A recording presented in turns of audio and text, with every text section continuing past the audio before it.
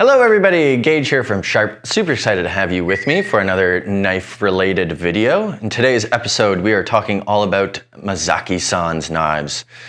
These are some of our favorite knives here at the shop, and we're excited to tell you why they are so special.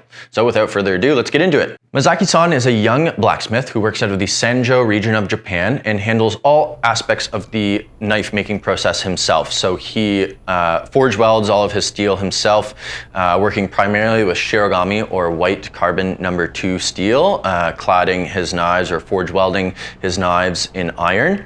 He does also work with Aogami #2, but the lineup of knives that we currently have from him is made from Shirogami or white carbon #2 steel. He sharpens his knives himself, finishing them on natural stones to create this really beautiful finish and get his knives super sharp.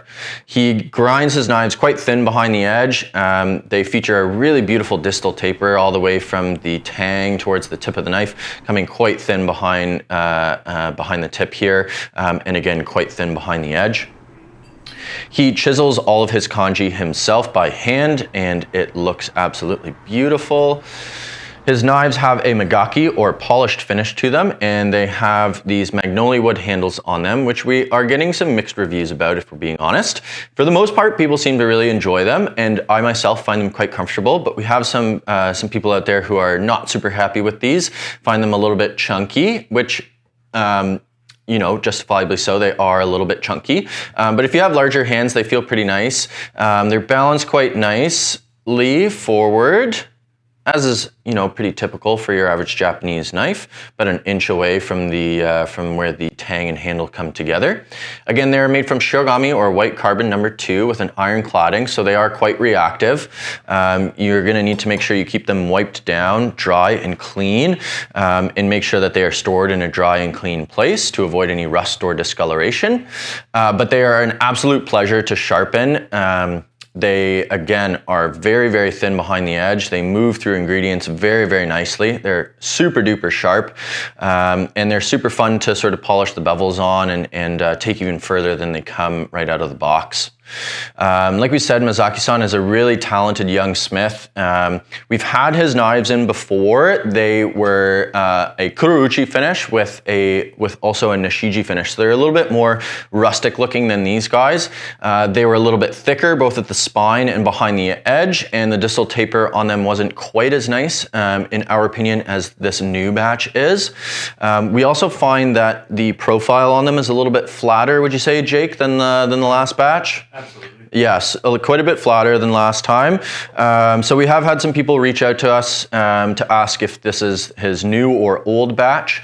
So we got these in, when did we get these?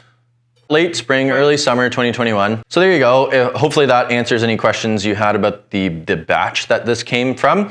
Yeah, so a little bit thinner. They're quite a bit lighter than his old offerings.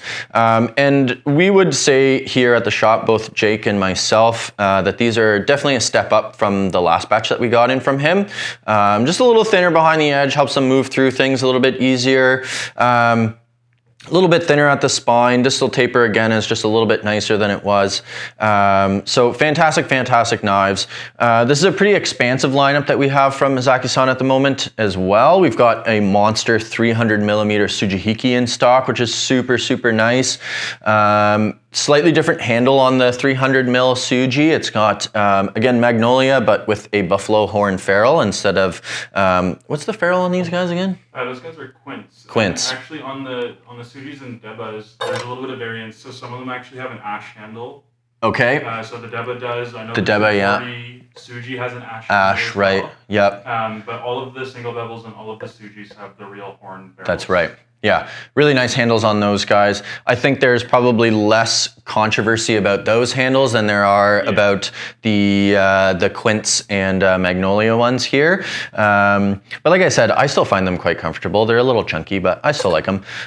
We've got a really nice big 180mm Nakiri, 180mm Petty / Tsuji, which is really cool. I can see myself rocking that guy on the line. with a lot of fun. Great for slicing steaks and stuff like that. We've got 2 sizes of Deba in from him.